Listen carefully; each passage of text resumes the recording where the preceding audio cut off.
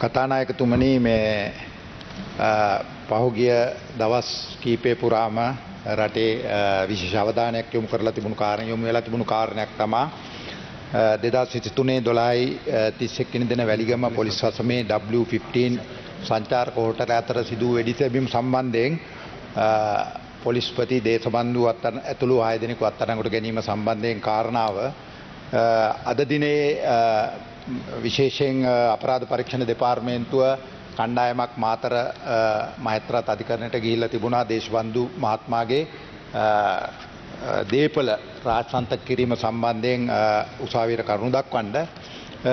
ඒ අතරම අද දිනේදී ඔහු දේශබන්දු තෙන්නකෝන් මහත්මයා මාතර මහේත්‍රාත් අධිකරණයට බාර වෙලා තියෙනවා. ඒ පිළිබඳව තොරතුරු ලැබිලා තියෙනවා. ඒ වගේම ඊයේ දිනේදී අපරාධ පරීක්ෂණ දෙපාර්තමේන්තුව දේශබන්දු තෙන්නකෝන් මහත්මයාට සම්බන්ධයෙන් ඔහුගේ නොම්බර 70A7 වෙනි පටුමග ගංගානි උද්‍යානයේ හෝකන්දර ලිපිනේ නිවස පරීක්ෂා කරනු ලැබුවා.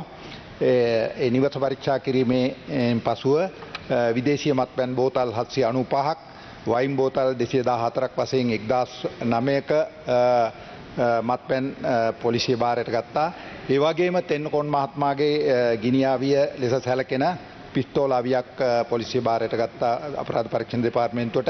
ඒ වගේම ඇපල් වර්ගයේ දුරකථන දෙකක් පොලිස් බාරයට අරන් තියෙනවා. අපි හිතනවා ඒ දුරකථන හරහා තොරතුරු විශාල ප්‍රමාණයක් අපිට අනාවරණය කරගන්න පුළුවන් වෙයි කියලා.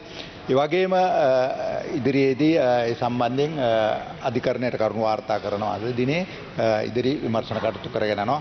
මේක ගරු සභාවට දැනුවත් කරනවා. මොකද මේ පිළිබඳව විශේෂ අවධානයක් රටේම යොමු වෙලා තිබුණු නිසා. බොහොම ස්තුතියි කතානායකතුමනි.